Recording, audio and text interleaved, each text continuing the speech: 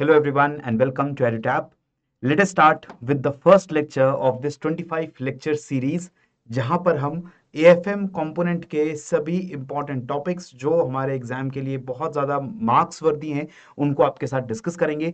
And इस 25 lecture series के अंदर वी विल मेक श्योर कि हमारे सारे इंपॉर्टेंट टॉपिक्स डिस्कस हो जाएं, जिसके बाद हमारे एटलीस्ट 50+ मार्क्स गारंटीड हो जाएं एग्जाम के अंदर, right. And today is the first lecture in this series और इस फर्स्ट लेक्चर के अंदर हम शुरुआत करेंगे मॉड्यूल ए की। और मॉड्यूल ए की बहुत basic concepts related to accounts उनको हम आज के लेक्चर में डिस्कस करने जा रहे हैं। So I hope you all are ready. I would request everyone to please watch this video till the end. इसको लास्ट तक देखिए। जो क्वेश्चंस मैं आपसे इस वीडियो के अंदर पूछूंगा उन क्वेश्चंस का खुद आंसर भी करिए और कमेंट सेक्शन के अंदर भी मुझे लिखकर बताइए कि क्या आंसर उस क्वेश्चन का होना चाहिए, राइट। इसके साथ साथ I would also advise all of you कि जो स्केड्यूल इस पूरी 25 लेक्चर सीरीज का है वो हमने ऑलरेडी प्रिपेयर कर दिया है और आप लोगों को प्रोवाइड भी कर दिया था। मेरे ने कल इंट्रोडक्टरी वीडियो में बताया भी था कि हम किस तरीके से 11 सितंबर से स्टार्ट करके टिल 9 अक्टूबर हम अपना सारा जो कंपोनेंट है उन सभी सारे जो टॉपिक्स हैं एफएम के उनको डिस्कस कर लेंगे। तो मुझे उम्मीद है कि आप लोग उस पूरे स्केड्यूल को देख चुके हो। अगर आपने अभी तक नहीं देखा है तो एक बार जाकर के उस स्केड्यूल को भी एक बार चेकआउट कर लीजिए so that you can watch these videos accordingly, right. So according to that schedule, the first video that we are going to watch is related to the very introduction of the subject of accounting. ठीक है। And before I forget, I would also like to remind you, IIFS, Indian Economy and Indian Financial System, sorry, as well as PPB, Principles and Practices of Banking, इन दोनों subjects के भी ऐसे 25 lecture series हमने start कर दिए हैं और ये लेक्चर्स भी आपके लिए अवेलेबल है, राइट। तो चलिए without any delay let us start with the subject of accounting. हम में से बहुत सारे लोग ऐसे हैं जिन्होंने अकाउंट्स को पहले कभी नहीं पढ़ा है। We have not read the subject of accounts earlier in our schools और in colleges as well during graduation as well. So we do not have a good idea कि अकाउंटिंग होती क्या है। तो accounting as a subject what is basically accounting, इसको हम समझने की कोशिश करते हैं। The entire subject of accounting it revolves around business organisations, ठीक है, and the people who are economically active. वो कोई कंपनी हो सकती है, कोई फर्म हो सकता है, कोई एंटरप्राइज हो सकता है, इवन एक सिंगल पर्सन भी जो कोई भी इकोनॉमिक एक्टिविटी करता है। इकोनॉमिक एक्टिविटी का मतलब क्या होता है? पैसे खर्च करना या पैसे अर्न करना, कोई चीज खरीदना, कोई चीज बेचना, जिससे भी आपके पैसे का लेन देन होता है। अगर कोई भी ऐसी चीज है जो ऐसा पैसे का लेन देन करती है, उसके इर्द गिर्द अकाउंटिंग का सब्जेक्ट घूमता है। और वो सब्जेक्ट का सिंपल मतलब है कि कोई भी ऐसा बिजनेस स्टार्ट करने के लिए आपको कुछ इनपुट देना पड़ता है। जैसे आपको कुछ पैसा लगाना पड़ेगा बिजनेस को स्टार्ट करने के लिए, उसमें कुछ कैपिटल जाएगी, कुछ लैंड लगेगा उस बिजनेस में ऑफिस या फैक्ट्री या कुछ भी बनाने के लिए, कुछ लेबर, कुछ लोग, कुछ इंप्लॉइज लगेंगे उस फैक्ट्री या उस बिजनेस के अंदर काम करने के लिए। And all these people they will work together and they will produce some goods और सर्विस। वो कुछ सामान या सर्विस बनाएंगे and they will sell it to the customer, right, they will sell it to someone else. This is the basic economic activity, ठीक है। और इस इकोनॉमिक एक्टिविटी के रिजल्ट में आपको मिलता है आइदर प्रॉफिट और loss. Very basically you can understand that this is an economic operation where some inputs are given and some outputs are taken. Inputs क्या हैं? कुछ आपको पैसा, लैंड, लेबर, ह्यूमंस उसके अंदर देने पड़ेंगे। उसके बाद वो लोग मिलके काम करेंगे और आपके लिए कुछ सामान बनाएंगे और they will produce a service and this goods or service finally will be sold out to a customer resulting in a profit or loss, right? This is an economic operation. This is the basic definition of an economic operation. So now for all these persons, company, firms और enterprises और the customer, ये जितने भी लोग इस economic activity के अंदर involve हैं, there is a transfer of things happening between them.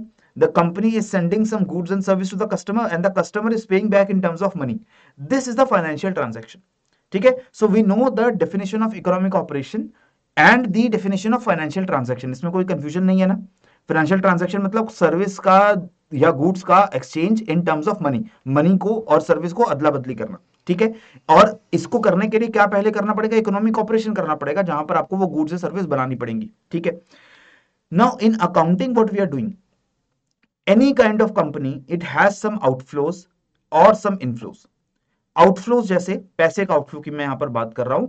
For example this company run by Jethalal ji, it has some outflows. It has to purchase raw materials in order to produce goods and service. It has to pay salary to the labor.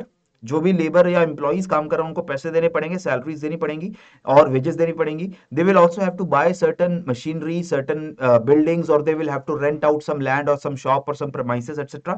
So these are all outflows of money happening, right? Similarly, various kinds of expenses they are being done by any business that is being run, कोई भी economic operation आप करते हैं तो उसमें आपको कुछ money का आउटफ्लो जाता है, पैसे कुछ पे करने पड़ते हैं। इनफ्लो आता है, इनफ्लो भी आता है मनी का। This inflow mainly comes from sales and revenue, the goods और service that you are manufacturing और प्रोड्यूसिंग और generating, you will sell it to the customer and you will earn money, right, कि आपकी income का primary source होता है। इसके अलावा कुछ और इनकम्स हो सकते हैं, जैसे आपको इंटरेस्ट मिल रहा है, आपने किसी को लोन पे आउट किया है and you are receiving interest on that loan just like banks do, तो वो भी आपकी इनकम है।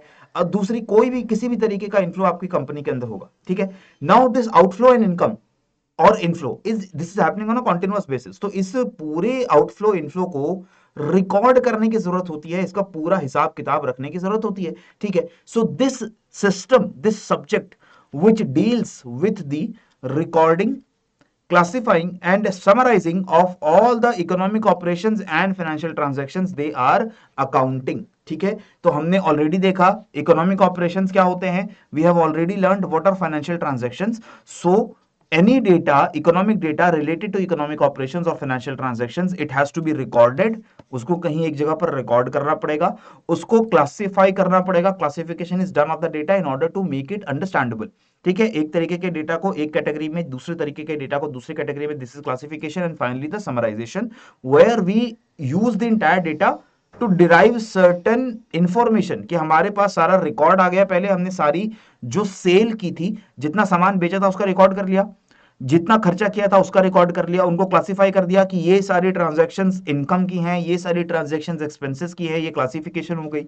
आफ्टर दैट समराइज कैसे करेंगे, we will add up all the income, we will add up all the expense and then we will subtract them. हम income से जो एक्सपेंसेस को सब्ट्रैक्ट करेंगे तो क्या निकल कर आएगा, समराइज करके प्रॉफिट निकल कर आएगा, ठीक है। तो ये पूरा प्रोसेस होता है अकाउंटिंग का, right. So accounting includes recording, then classifying, then summarizing the economic transactions and it will give us meaningful quantifying information। ये हमारा पूरा अकाउंटिंग का काम है। आपको तीनों प्रोसेस याद रखने हैं, रिकॉर्ड, क्लासिफाई, समराइज, ठीक है। Record all the transactions, accurately सभी ट्रांजैक्शंस को रिकॉर्ड करिए, उन ट्रांजैक्शंस को क्लासिफाई करिए कि वो इनफ्लो हो रहा है या कंपनी से आउटफ्लो हो रहा है।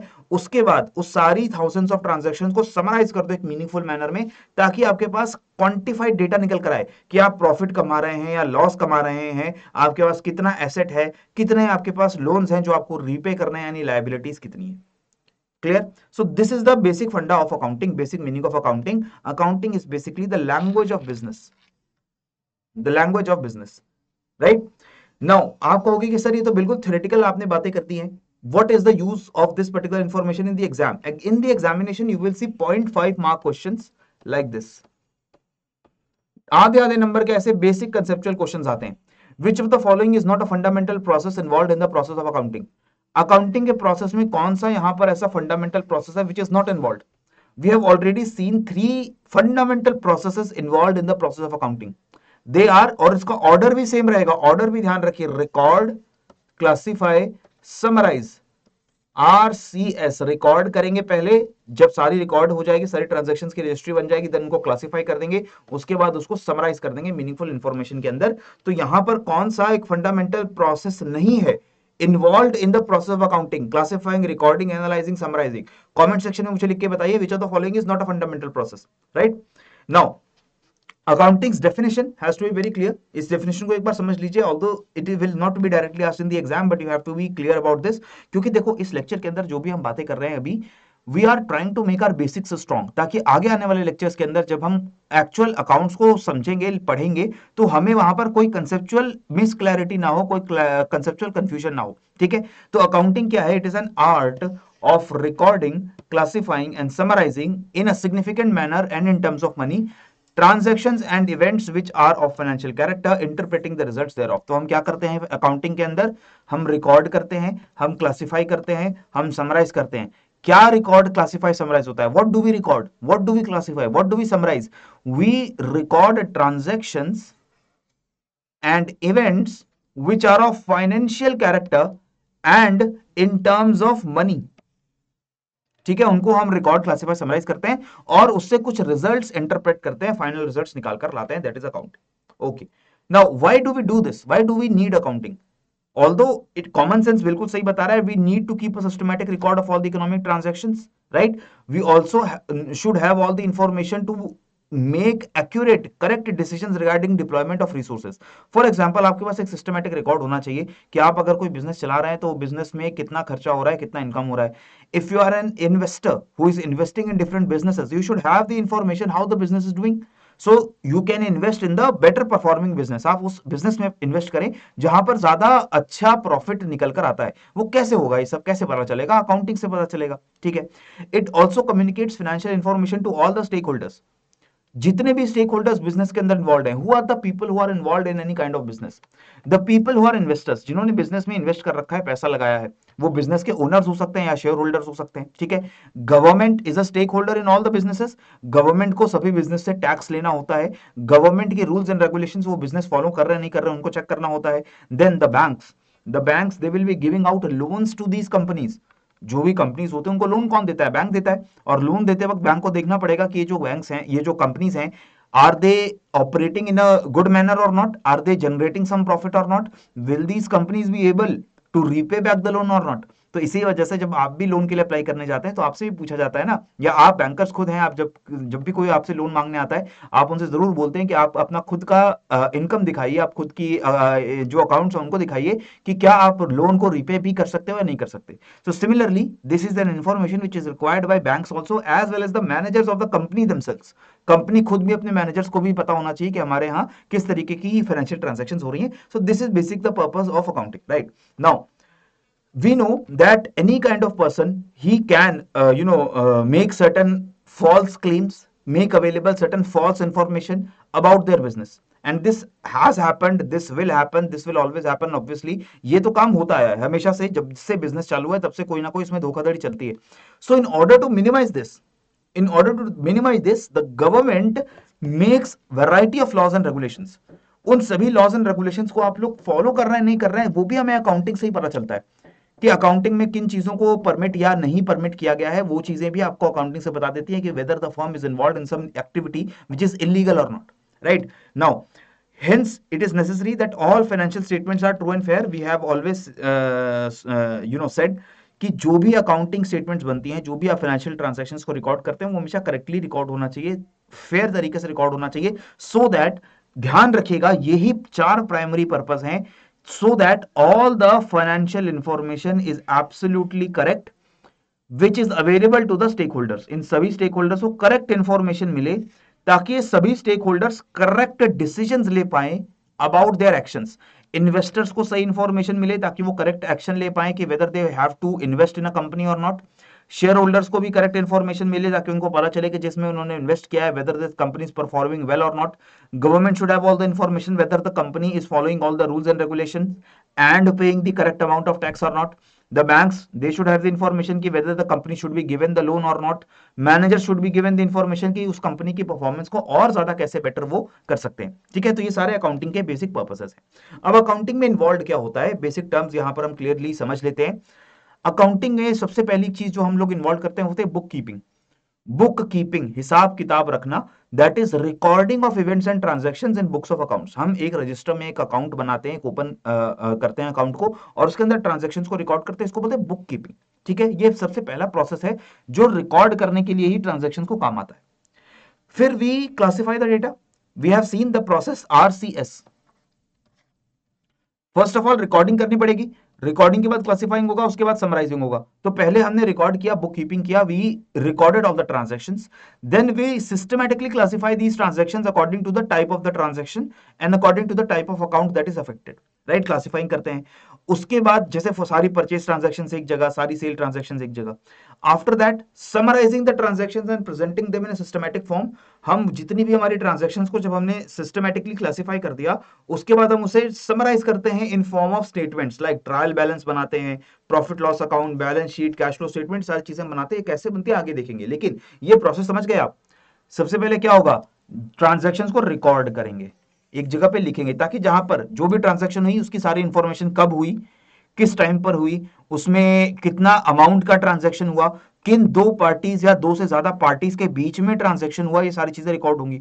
रिकॉर्ड होने के बाद हर ट्रांजैक्शन को क्लासिफाई करेंगे कि ये हमारी सेल की ट्रांजैक्शन सारी एक तरफ, परचेज की ट्रांजैक्शन एक तरफ, all the transaction which are expenses they are on one side, all the transaction which are income they are on one side, so we can classify the data. After classification, when we have all the different categories of transactions separated, उसके बाद हम data निकाल सकते हैं, हम profit loss, balance sheet, cash flow statement ये सब बना सकते हैं। कैसे बनता है वो आगे देखेंगे, ठीक है। Now always remember, transactions of only the financial character are recorded in the accounting books. For example, there are sometimes disputes between the workers in an industry and the management. Now this dispute cannot be recorded in accounting books, ठीक है। कोई financial loss या gain जब तक नहीं होता है तब तक हम उसको रिकॉर्ड नहीं कर सकते, क्योंकि अकाउंट्स में हमेशा याद रखना, रिकॉर्ड करने के लिए आपको एक इंफॉर्मेशन चाहिए, वो क्या है, वो है पैसा। मनी के टर्म्स में सब कुछ होगा, क्योंकि ट्रांजैक्शन में मैंने आपको पहले बताया, financial transaction involves what, it involves exchange, exchange of what, exchange of a good और service for money. Unless and until the money is involved, we cannot say that transaction has happened. You might have a confusion कि कुछ transactions credit पे होती हैं, right, कि मैंने आपसे shopkeeper से जाकर के मैंने एक पेन खरीदा है, मैंने बोला मेरे पास अभी पैसे नहीं है, मैं पैसे आपको एक हफ्ते बाद दे दूंगा। This is also financial transaction because the money is involve, although I have not paid the cash to the shopkeeper, लेकिन ये जो मैं पेन लेकर आया हूं उससे, this pen is costing let us say 10 rupees, तो ये 10 रुपए का ट्रांजेक्शन हुआ है। ये ट्रांजेक्शन में मैंने उसको प्रॉमिस किया है मैं 10 रुपए उसको फ्यूचर में पे जरूर करूंगा, right? So transaction will happen if it has some amount of money associated with it, whether that money has been paid upfront or not, चाहे वो बाद में पे की जाए चाहे तुरंत पे कर दी जाए, ठीक है। पैसा इन्वॉल्व होना चाहिए। उसके बाद कोई भी ट्रांजैक्शंस मनी की टर्म में ही इंक्लूड होगी, जैसे कि आरसीबी जो है, RCB will sell king Kohli in IPL auction and the accountant will only record the sale amount. For example, अगर कोहली जी को आईपीएल में ऑक्शन किया जाता है and Kohli is purchase by a particular franchise for let us say 100 crore 1 crore rupees, तो ये जो crore rupees में उसको परचेज किया गया है, ये अमाउंट ही उसको फाइनेंशियल ट्रांजैक्शन में आता है, उसको हम रिकॉर्ड कर देंगे। हम कुछ नहीं देखेंगे कि कोहली जी की क्या स्टैट्स चल रही हैं, फैन फॉलोइंग क्या है, कितना उनका जो है फिटनेस रजीम है, कितनी उनकी एवरेज चलती है, कितना कैसे उनकी स्टैटिस्टिक्स है, कितनी सेंचुरी है, we do not go after that, we only go after the amount of money associated with the player, right. So always remember, accounts मतलब पैसा, language of business means recording of transactions involving money, okay. इससे फायदा क्या होगा, हमें decision making में फायदा होता है, हमारे फैसला करना आसान हो जाता है बिजनेस से जुड़े हुए, जो भी इंफॉर्मेशन इन्वेस्टर्स को, क्रेडिटर्स को चाहिए, वो इंफॉर्मेशन उनको मिलती है, सभी स्टेक होल्डर्स को मिलती है, लीगल रिक्वायरमेंट्स फुलफिल होती हैं, ये सारी चीजें हमने देख ली। These all are advantages of accounting, okay. So now we have discussed basically the basic terms of accounting. Now accounting का थोड़ा सा एवोल्यूशन हमें समझना चाहिए, इसके ऊपर कुछ छोटे छोटे सवाल एग्जाम में देखने को मिल जाते हैं। We will hardly take 2 minutes to read all this. सबसे पहले, बिल्कुल एंशिएंट टाइम से अकाउंटिंग जो है वो चल रही है, जब से इंसान ने बिजनेस करना स्टार्ट किया है तब से अकाउंटिंग का जो सब्जेक्ट है वो डेवलप हो रहा है। So as soon as we started selling and purchasing things, सब तब से हमने किसी ना किसी तरीके से उन ट्रांजैक्शंस को रिकॉर्ड करने का तरीका देखा है। Even in India, even in the ancient India, Kautilya, who is also known as Chanakya, he has written the book Arthashastra. In Arthashastra also he talks about the ways of recording transactions, and there also he mentions accounts, right?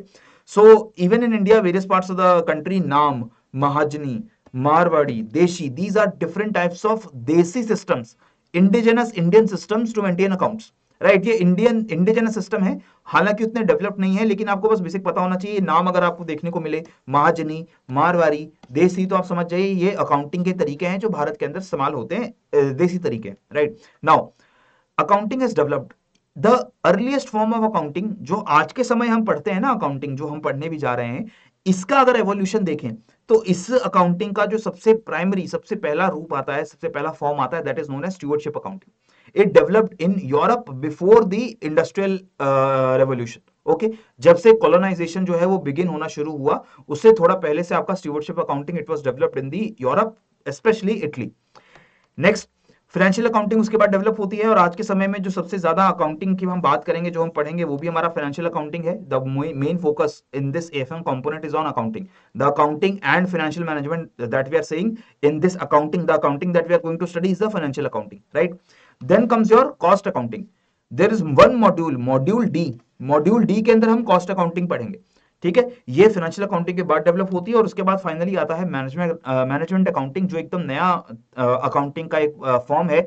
इसके अंदर हम management policies and principles की accountancy करते हैं, but our focus is on this, the financial accounting, right. In the module D only we will be talking about cost accounting. Okay, so what is stewardship accounting, cost accounting, management accounting, and financial accounting? These are all types of the subject of accounts, right? Now answer this question.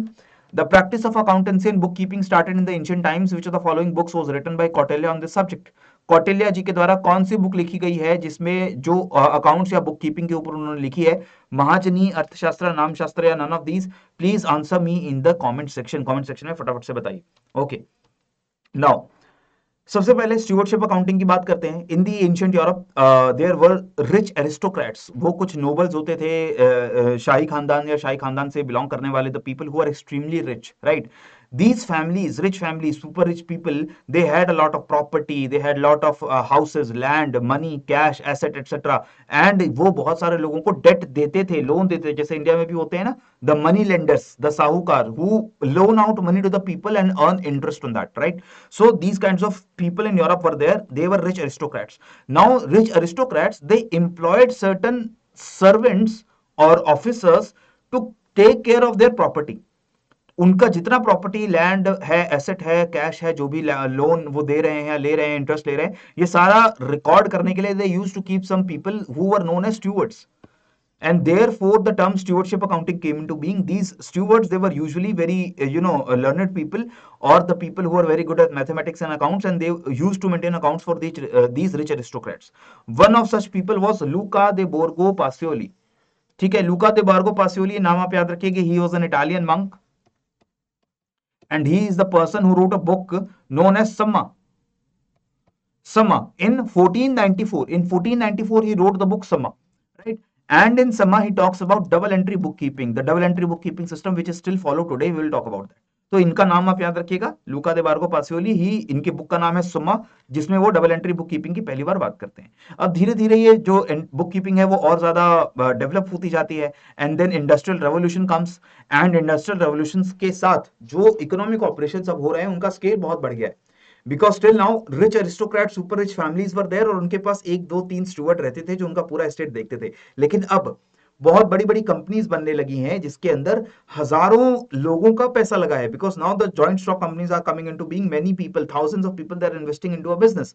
So it is very important to take care of the accounting in a very better and professional manner, और फिर financial accounting का जन्म होता है। जैसे for example in India we know that Reliance industries, they are owned by the Reliance, the Ambani family, but all the companies who which are public companies of the Reliance group, वो सभी companies में हजारों लाखों shareholders का पैसा लगा हुआ है। The shareholders like you and me, we have invested in various companies of Reliance, right? So any person who has invested the money in Reliance, he should know whether he should keep investing in Reliance or he should take his investment out of Reliance. ये तब से चल रहा है जब से हमारी industrial revolution के बाद कंपनीज बनना स्टार्ट हुए हैं, जॉइंट स्टॉक कंपनीज। तो लोगों को पता होना चाहिए ना कि हमारे पास एक ऑप्शन रिलायंस का है, but we have also other companies where we can invest. So we should have all the information कि क्या हमें रिलायंस में ही इन्वेस्ट करें या फिर हम किसी दूसरी कंपनी में इन्वेस्ट करना स्टार्ट कर दें, या हम रिलायंस में अच्छा रिटर्न मिल रहा है रिलायंस के अंदर और हमें इन्वेस्ट करना चाहिए। So these kinds of decisions can only be taken once we have all the information about the company. So now the government comes into the picture and says कि देखो तुम्हें सारी information public को देनी चाहिए और हमें भी देनी चाहिए, and therefore this person, this owner of the company, he will provide financial statements to the government and to the investor, basically to the public. वो public domain में अपनी financial statements जो है वो provide करते हैं। उसी financial statements को कैसे prepare करते हैं? Using financial accounting. तो यही जो एनुअल जनरल मीटिंग्स होती हैं, आपने कभी इसको जरूर पढ़ा होगा, सुना होगा, that these all publicly listed companies they come up with your own annual general statements. But we know कि सारी companies they are not publicly listed and all the companies they do not have these shareholders, right. लेकिन कुछ companies ऐसी होती हैं जिनमें share holders नहीं होंगे, छोटी कंपनीज होंगी भले, लेकिन कुछ ना कुछ इन्वेस्टर्स जरूर होंगे। उन्होंने या तो बैंक से लोन लिया होगा या उन्होंने कुछ लोगों से, ओनर से कुछ कैपिटल ली होगी। So therefore any company which is doing some kind of economic activity, they have to maintain their accounts. लेकिन पब्लिकली लिस्टेड कंपनीज के लिए अकाउंट्स मेंटेन करना लीगल रिक्वायरमेंट बन जाता है, ठीक है। और कुछ अकाउंटिंग स्टैंडर्ड्स जिनकी हम आगे बात करेंगे उनको भी उनको इंपॉर्टेंट फॉलो करना ही करना होता है, right. So the primary objective of this discipline of financial accounting is what? याद रखिएगा इसको, providing reliable and sufficient information to the investors, this is the primary social objective of accounting, financial accounting, कि हम अपने business की सारी important financial information सभी stakeholders तक एक्यूरेट तरीके से पहुंचाएं, ताकि सभी स्टेक होल्डर्स करेक्ट डिसीजंस ले पाए रिगार्डिंग देयर कैपिटल और regarding their investment. Okay, now फिर धीरे धीरे करके फाइनेंशियल अकाउंटिंग के बाद कॉस्ट अकाउंटिंग डेवलप होती है। Cost accounting basically is a subject जहां पर हम ये कोशिश करते हैं, ये क्वेश्चन आंसर करने की कोशिश करते हैं कि what should be the cost of our product. For example the Apple CEO, उसके माइंड में जरूर क्वेश्चन आएगा कि we are manufacturing a lot of iPhones, but what should be the cost of a single iPhone, एक single iPhone की क्या cost होनी चाहिए, तो ये कॉस्ट क्या होगी कैसे पता लगेगा। इसके लिए कुछ तरीका होना चाहिए, कुछ टेक्निक्स होनी चाहिए where we can find out that what is the cost of manufacturing one iPhone. अगर हमें पता चल जाए कि एक आईफोन को बनाने में कितना खर्चा आता है, तो उसके हिसाब से हम आईफोन का कॉस्ट जो है मार्केट में कितना होना चाहिए, we can come up with that. So a particular type of accounting where we use some scientific techniques to minimize cost and increase efficiency and profit of the firm, this is cost accounting, and here we try to find out sorry, what is the value of a particular unit of our product। हम एक जो product बनाते हैं उसके एक unit का क्या क्या प्राइस होना चाहिए, ये डिसाइड करने में कॉस्ट अकाउंटिंग हमारी मदद करती है। ठीक है, सो calculate the cost and units produced और सर्विसेज रेंडर्ड, उसका कॉस्ट कैलकुलेट हमें यहां पर करना होता है। इसके बाद आता है management accounting, the most advanced and recent form of accounting. This accounting is developed to facilitate internal management decisions. अंदरूनी डिसीजंस लेने के लिए जो अकाउंटिंग की जाती है उसे बोलते हैं मैनेजमेंट अकाउंटिंग। यहां पर एक चीज ध्यान रखो, financial accounting it is meant basically primarily for outsiders. Reliance industries या कोई भी इंडस्ट्री जो अपनी फाइनेंशियल अकाउंटिंग करती है, वो क्यों करती है कि कंपनीज में जो डिसीजन मेकिंग में पार्ट करने वाले लोग नहीं भी हैं, जैसे गवर्नमेंट कंपनीज के अंदर इंटरफेयर नहीं करेगा, जो नॉर्मल ऑर्डिनरी शेयर होल्डर है वो आपके डिसीजन मेकिंग में इंटरफेयर नहीं करेगा, लेकिन इन लोगों को इंफॉर्मेशन देने के लिए आपको फाइनेंशियल अकाउंटिंग करनी है। कॉस्ट अकाउंटिंग और मैनेजमेंट अकाउंटिंग आपके इंटरनल यूज के लिए है। The reports of financial and cost management accounting and cost accounting, they are not released to the public. Reports after financial accounting they are released to the public। मैंने आपको बताया financial statements देनी पड़ेगी government को और public को, जिसमें balance sheet है, इनकम स्टेटमेंट है, ये सब चीजें आती हैं। लेकिन मैनेजमेंट और कॉस्ट अकाउंटिंग के बाद you do not need to provide information to the public. For example cost accounting में आप ये देखते हो कि मेरा एक खुद का जो प्रोडक्ट है उसका कितना खर्चा आता है बनाने में, ये पब्लिक को बताने की जरूरत नहीं है।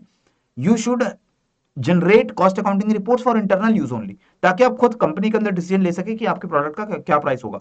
इसी तरीके से मैनेजमेंट अकाउंटिंग इंटरनल है, यहां पर हम सिर्फ इंटरनल मैनेजमेंट डिसीजन सही तरीके से होते हैं या नहीं होते उसको हम लोग यहां पर देखने की कोशिश करते हैं। तो इस अकाउंटिंग के अंदर हम रूल्स एंड रेगुलेशंस को उतना स्ट्रिक्टली फॉलो नहीं करेंगे, क्योंकि अंदर की बात है, राइट। कॉस्ट अकाउंटिंग में और मैनेजमेंट अकाउंटिंग में basically we are taking decisions on our own, this is for internal use. So वहां पर थोड़ा फ्लेक्सिबिलिटी चलती है, थोड़ा सा फॉरवर्ड लुकिंग हो सकता है। हमारा एजेंडा क्या है, ऑब्जेक्टिव क्या है, उसे मीट करने के लिए किसी भी तरीके से हम इंफॉर्मेशन कलेक्ट करें या समराइज करें, वो हमारे लिए चलता है। रूल्स एंड रेगुलेशंस को स्ट्रिक्टली फॉलो करना इतना जरूरी नहीं है। ठीक है, कहां जरूरी नहीं है, कॉस्ट अकाउंटिंग में और मैनेजमेंट अकाउंटिंग के अंदर। ठीक है, सो obviously any management of any company they need financial information to make better management decisions, and therefore they can be flexible with the rules as this is their internal matter, right। तो ये flexible होता है, generally legal regulation से, standard से constraint नहीं होती है management accounting. यहां पर हम फाइनेंशियल ट्रांजैक्शंस को रिकॉर्ड समराइज कर देते हैं, लेकिन फोकस हमारा शिफ्ट कैसे हो रहा है, in financial accounting the focus was to provide information to the stakeholders, to the investors, so that they can make better decisions. यहां पर हमारा फोकस क्या है, हमारा फोकस है कि हम अंदरूनी इंटरनल डिसीजन मेकिंग बेटर कर सकें, आउटसाइडर्स को इंफॉर्मेशन देना is not our objective. Okay, then there is a newly developing form, still developing form of social responsibility accounting, where we talk about the social effects of the business decisions, although this is not very important। ये हम कुछ चीजें बात करें, these are not very important from the exam point of view। यहाँ पर बस आपको नाम पता रहना चाहिए कि social responsibility का मतलब क्या है। some companies they have a good social repo, some companies they do not have such a good social repo। तो ये जो चीजें हैं ये आपके social जो है इफेक्ट्स हैं, they are included under the social responsibility accounting। Then human resource accounting आती है, इसमें आप एक नाम याद रखेंगे, Roger H Hermanson. This is a person who basically talks about human capital. This person says that in accounts, अभी तक हमने देखा कि सिर्फ पैसे का लेन देन उसको रिकॉर्ड कर रहे हैं, we only record the transactions of financial character and which can be measured in terms of money. We should also be recording the human resources, जो लोग हमने अपने साथ रखे हुए हैं, जिन लोगों को हम लोग यूज कर रहे हैं अपनी बिजनेस करने के लिए, उनको भी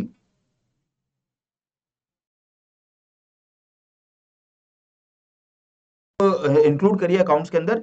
and therefore this is a branch of accounting that records investments in people, their replacement and their value to the organisation also, right. So every person who is working in a company, उसकी क्या worth हो सकती है उसको भी monetary terms में major करने की हम लोग यहां पर कोशिश करते हैं. ठीक है. Now value accounting, this is basically a type of accounting जहां पर हम individual contributions from various departments we try to calculate it. Fair value accounting के अंदर हम मार्केट वैल्यू या करंट मार्केट वैल्यू को यूज करते हैं, although this is not a popular method of accounting. ठीक है, ये पॉपुलर मेथड नहीं है फेयर वैल्यू अकाउंटिंग, इसको मार्केट वैल्यू या करंट वैल्यू अकाउंटिंग भी बोला जाता है. इसको हम यूज नहीं करते हैं, इसकी बस आपको नाम याद रखना है. 3 अप्रोच होते हैं इसके अंदर: market approach, income approach, cost approach. इन अप्रोचेस का मतलब क्या है? जैसे फेयर वैल्यू अकाउंटिंग के अंदर हम जो भी फाइनेंशियल ट्रांजैक्शंस को रिकॉर्ड करते हैं, उनकी क्या मार्केट वैल्यू चल रही है उसके हिसाब से उसको रिकॉर्ड किया जाता है. अब मार्केट वैल्यू उनकी एक्चुअल में क्या चल रही है, this is very difficult to find out, right? Because in market the prices they fluctuate very rapidly and it is also subjective to a lot of forces. तो यहां पर हम market approach, income, cost approach, 3 approaches use करते हैं fair value accounting के अंदर. बस आपको कुछ याद नहीं रखना है, ये नाम याद रखना है बस: market approach, income approach and cost approach, that's it. ये 3 अप्रोच कहां यूज होते हैं? These 3 approaches are used to determine the fair value और the current market value of the transactions under fair value accounting. ये approach क्यों इस्तेमाल होते हैं? इनको इस्तेमाल किया जाता है ताकि हमें करंट मार्केट वैल्यू पता चल जाए under the fair value accounting system. But fair value accounting system कोई भी यूज ज्यादातर नहीं करता है. It is not widely accepted due to issues like, क्योंकि इसको करने में ज्यादा खर्चा आपको आता है, इसे करने में जो रिलायबल इंफॉर्मेशन उसकी अवेलेबिलिटी आपके पास बहुत ज्यादा नहीं रहती है. That is why we do not usually see companies doing fair value accounting. जो हमारे अकाउंटिंग स्टैंडर्ड्स हैं वो भी फेयर वैल्यू अकाउंटिंग की इजाजत जो है वो हमें ज्यादातर नहीं देते. क्लियर हो गया? Now answer this question for me: which of the following statements is correct about value accounting. हमने ये सब बातें अभी तक क्यों डिस्कस की? क्योंकि दोस्तों देखो, मैंने आपको प्रॉमिस किया है दैट 50 मार्क्स का थ्रेशोल्ड हमें रीच करना ही करना है. वहां पर ये आधे आधे नंबर के क्वेश्चंस जो अगर आएंगे तो इनको आंसर करना बहुत आपके लिए इंपॉर्टेंट हो जाता है, खासतौर पे वैसे हाफ मार्क क्वेश्चन जो आप अपने कॉमन सेंस पे आंसर शायद नहीं कर पाएंगे. इनको आंसर करने के लिए स्पेशलाइज स्टडी की आपको रिक्वायरमेंट होगी. जैसे which of the following statement is correct about value accounting. Value accounting के बारे में कौन सी स्टेटमेंट करेक्ट है? It is the same as cost accounting. नहीं, कॉस्ट अकाउंटिंग की तरह तो नहीं है वैल्यू अकाउंटिंग. ठीक है.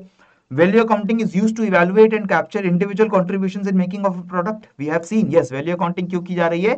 To capture individual contributions in making of a product. Okay. It takes into account only the tangible contributions in making the product. नहीं, it also takes into account intangible contributions. Tangible and intangible हर तरीके की contribution इसके अंदर record होगी. It takes into account only the intangible contribution. Again this is wrong, right? Only the intangible, only the tangible, both these are wrong. It is same as cost accounting. This is also wrong. Correct answer क्या बनेगा? Option number B, value accounting used to evaluate and capture individual contributions in making of a product. Okay, now answer this: which of the following statement is correct about fair value accounting. Fair value accounting के बारे में, value accounting and fair value accounting they have a difference, we have just saw. So fair value accounting के बारे में कौन सी statement correct है? It takes into account the current market value of only assets. It takes into account the current market value of only liabilities. Presently, this method of accounting enjoys wide degree of acceptance, or it is also known as current value accounting. What should be the correct statement about fair value accounting? Please answer me in the comment section, और comment section में भी लिख के बताओ कि इस question का answer क्या होगा. Fair value accounting answer, what should be the answer for A B C D, what should be the answer, right?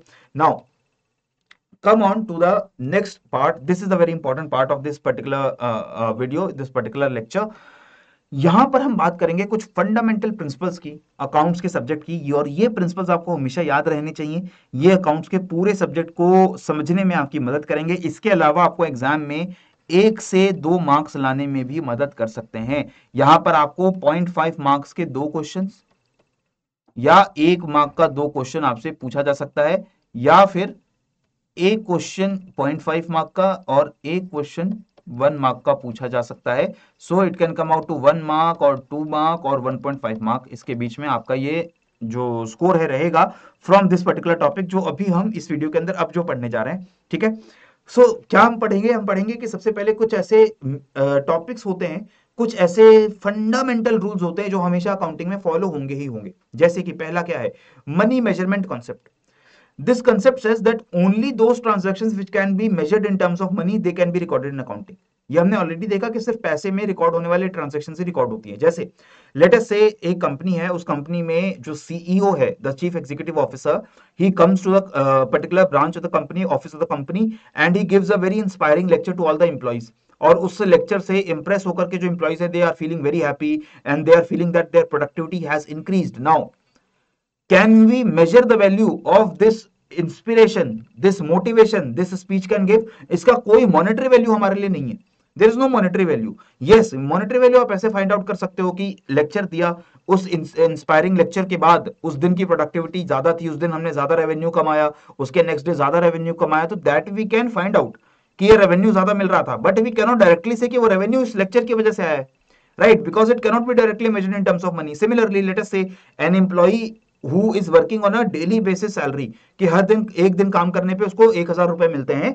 So that employee, if he falls sick on a particular day, if he falls sick on a particular day, we will only record that the salary of 1000 rupees, वो उसको पे नहीं करनी।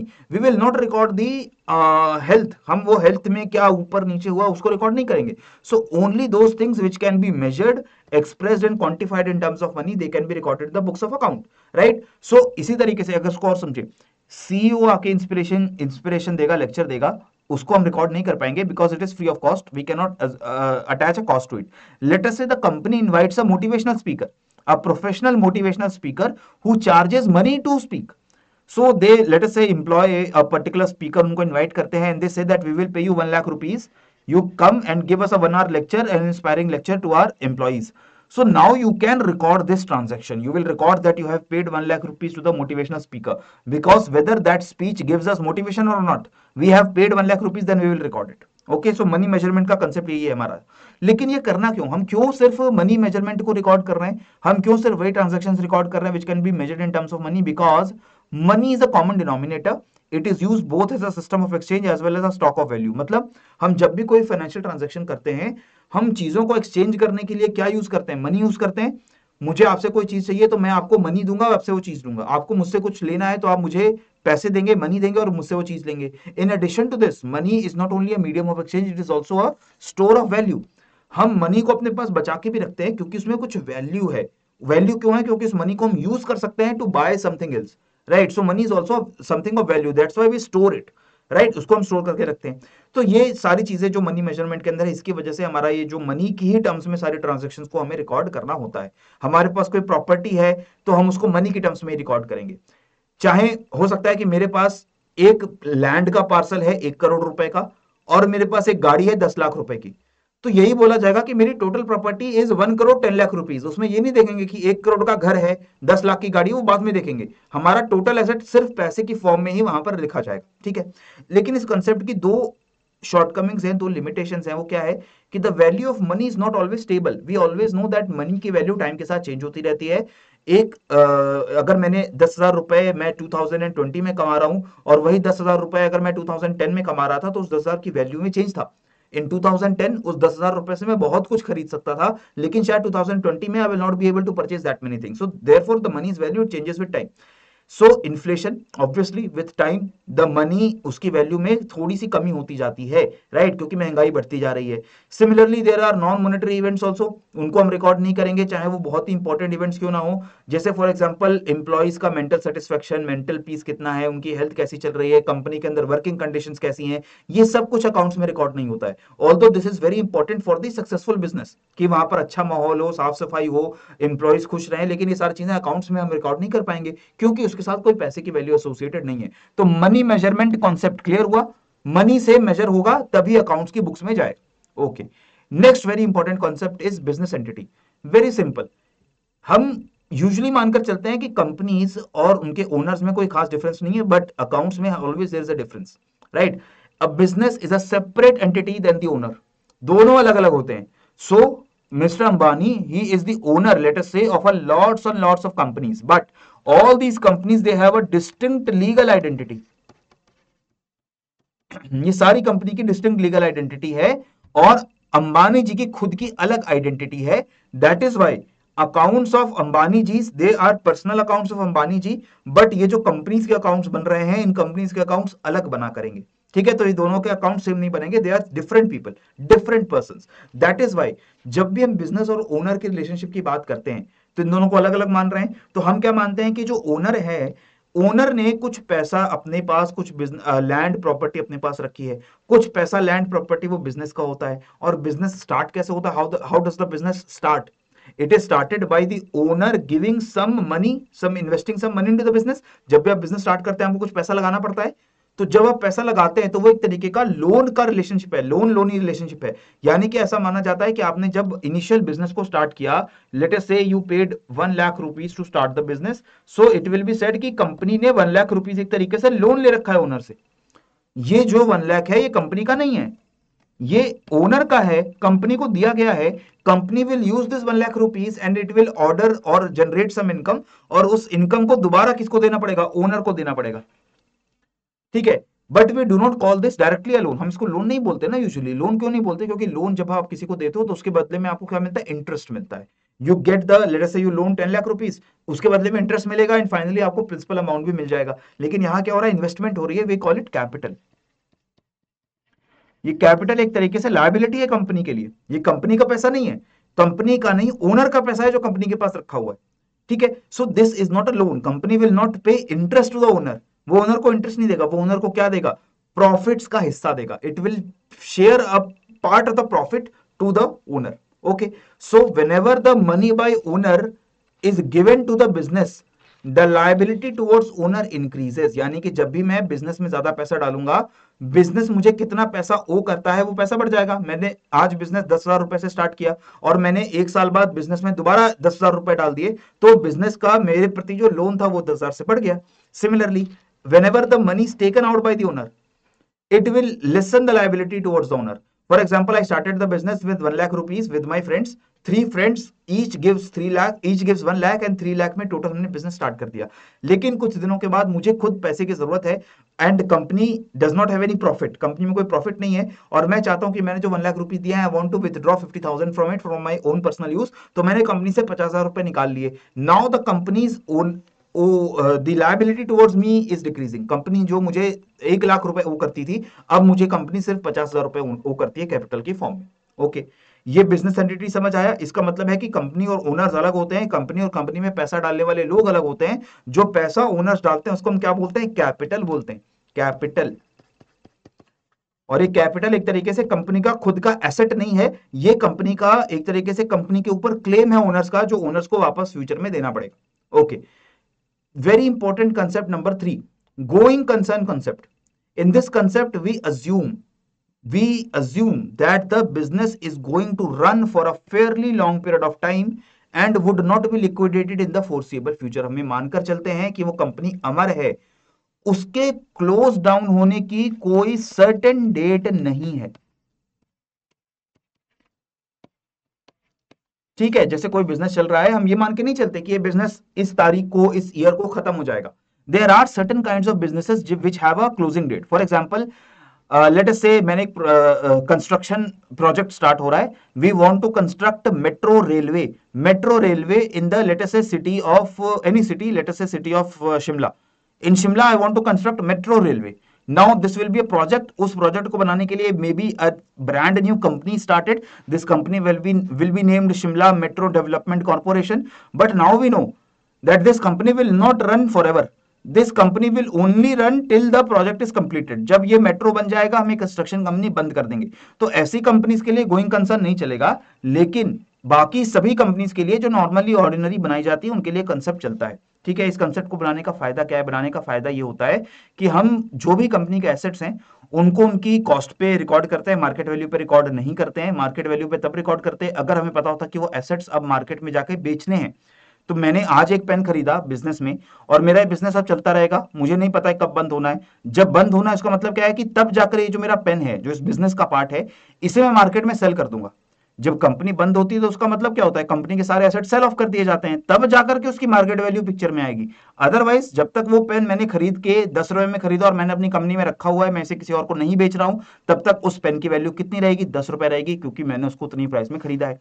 इसके अलावा going concern से एक और फायदा होता है कि हम फ्यूचर ईयर्स को ध्यान में रख के अकाउंटिंग कर सकते हैं। जैसे मैं एडवांस या एडवांस इनकम को अर्न करना या क्रेडिट पे गुड्स को सेल करना। फ्यूचर को ध्यान में रखते हुए कोई भी ट्रांजैक्शन तभी की जा सकती है जब मुझे श्योरिटी हो कि फ्यूचर में मेरा बिजनेस एग्जिस्ट करेगा।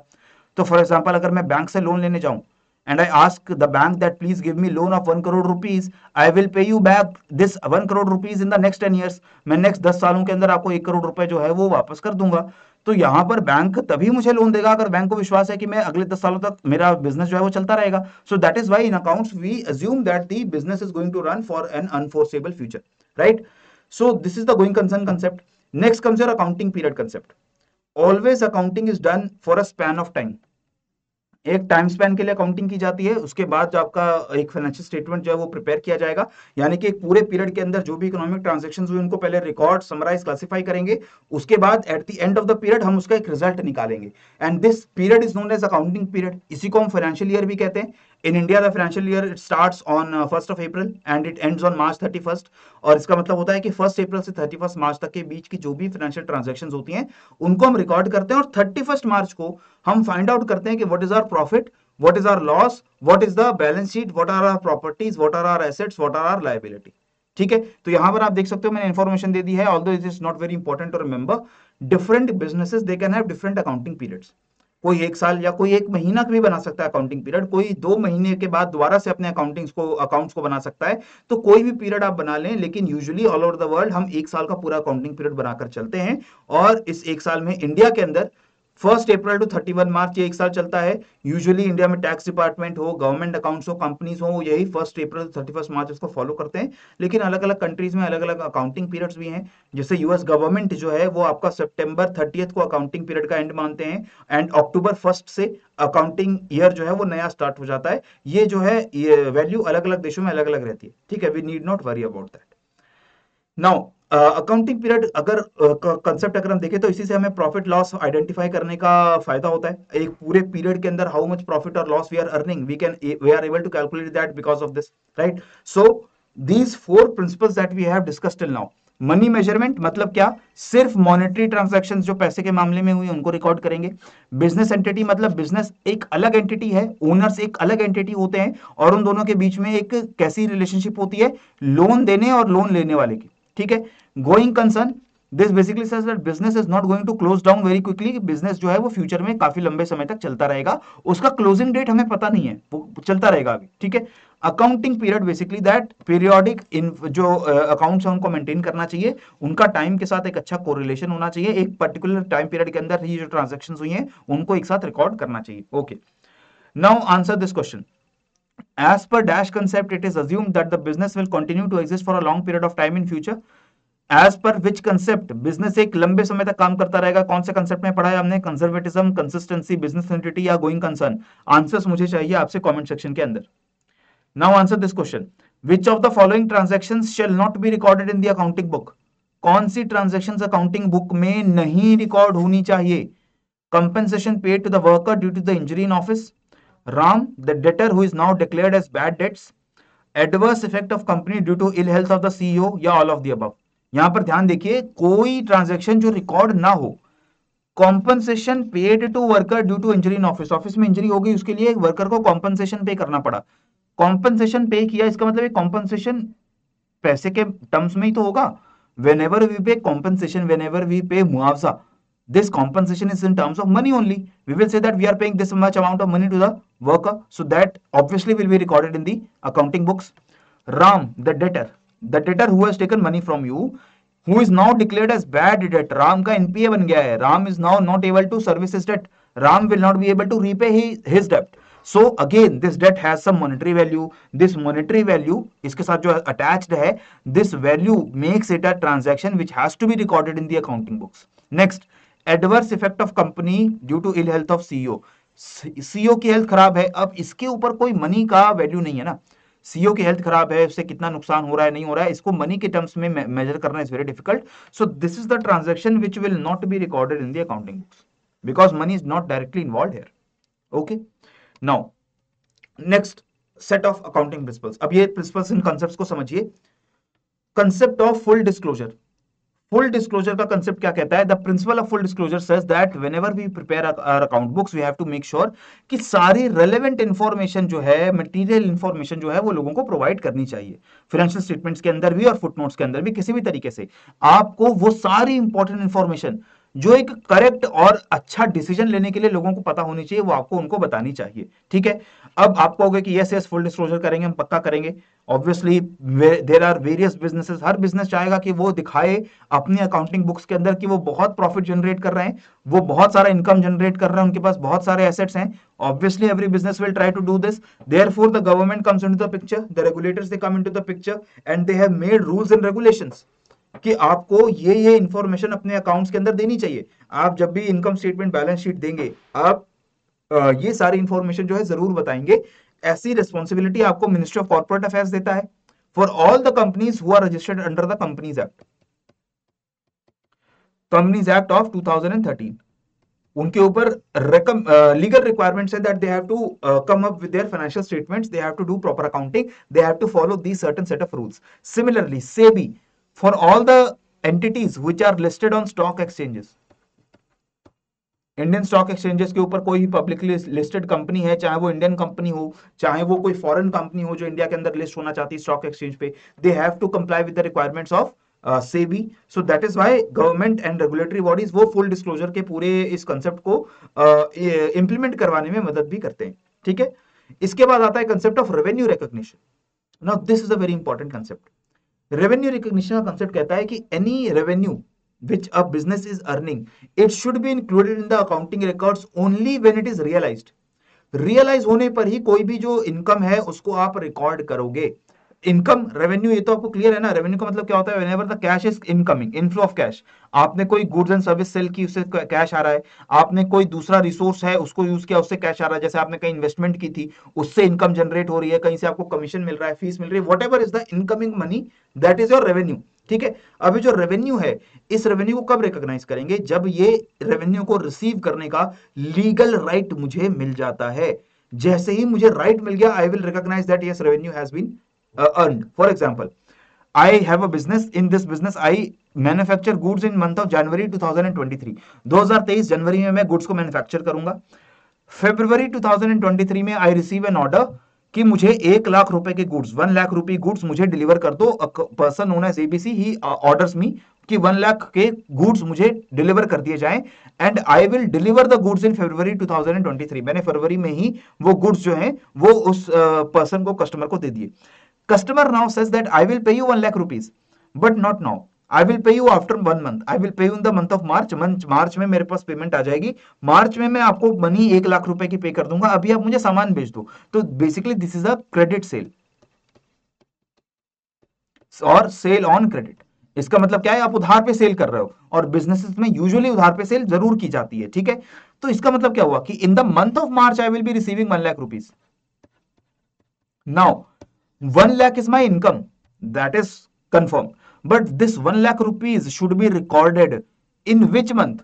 ये 1 लाख रुपए फरवरी में रिकॉर्ड होगा या मार्च में रिकॉर्ड होगा? क्या माना जाए कि I have earn this income in Feb और March, I have earn this income in Feb. That means I will recognise this revenue only when the legal right to receive it arises. जब मेरे पास अधिकार आ जाता है कि ये पैसा मुझे मिलना चाहिए, यानी कि मैंने जैसे ही गुड्स डिलीवर कर दिए फरवरी के अंदर, I have now a legal right to earn the money. Now I have the right, whether the payment happens on the spot or it happens after a month or 2 month or after a year, या फिर कोई legal dispute हो जाए मेरे और customer के बीच में और कोर्ट में केस चला जाए और कोर्ट कह रहा है कि ठीक है अब 1-2 साल बाद तक डिसीजन होगा। जब भी डिसीजन आए, जब भी मनी मेरे पास एक्चुअल में पे हो जाए, that does not matter. The date on which the transaction happened, जिसकी वजह से मनी मेरे पास आ रही है, जो राइट मेरे पास आ रहा है, तब उस रेवेन्यू को हम रिकॉग्नाइज कर देते हैं। क्लियर हो गया है? फिर एक इसी के ऊपर थोड़ा सा एडवांस कंसेप्ट आता है मैचिंग का। मैचिंग का कंसेप्ट क्या कहता है? ये कहता है कि whenever we have to calculate the amount of profit and loss, we have to first of all know the income and expenditure of the company. ठीक है, प्रॉफिट लॉस कैसे निकालते हैं? Income minus expenditure. आपने जितना कमाया और आपने जितना खर्चा किया उसका डिफरेंस निकाल लो। अगर ये पॉजिटिव आया that means income is more, we have a profit. अगर ये नेगेटिव आता है that means expenditure is more, we have a loss, right? Clear? So income and minus expenditure is profit or loss. Now what this matching says is that whenever we have to calculate profit or loss, we only use those expenses which are done to generate the revenue during that period. इसका simple मतलब है कि अगर मुझे इसके example से समझ लेते हैं, let us use an example. July 2020 I purchase 20 cars for 1 lakh rupees each. मेरा शोरूम है कार्स का, मैंने उस शोरूम को रेंट पे लिया हुआ है, मैंने रेंट देता हूं किसी को, मैंने शोरूम रेंट पे है, और मैंने जुलाई में 20 कार्स खरीदी 1-1 लाख रुपए की. So I have purchase 20 cars for 20 lakh total. Okay, now I also paid 12 lakh rent for the next 12 months. मैंने जुलाई 2020 में रेंट पे कर दिया, यानी कि जून 2021 तक मैंने 12 महीने तक का रेंट पे कर दिया है, 12 लाख रुपए पर 1 lakh per month. Okay, this is the expenditure that I have done in the month of July 2020. Next, मैं इन 10 कार्स में 20 कार्स में से 10 कार्स को बेच दूंगा 2 लाख में दिसंबर 2020 में. ठीक है, I had 20 cars, 1 lakh 1 car. Now I will sell 10 cars, 2 lakhs for 1 car, I will sell it. So 1 lakh profit over 1 car. ठीक है, ये दिसंबर 2020 में हो रहा है मेरे साथ. इसके बाद next year July 2021 again comes, I again sell 5 more cars for 2 lakh rupees each, and again I pay the advance rent of 12 lakh rupees. मेरा जो एडवांस रेंट मैं देता आया हूं वो दोबारा से मैं 2022 तक के लिए दे दूंगा. Okay, now I would ask my accountant please calculate whether I am doing profit और लॉस.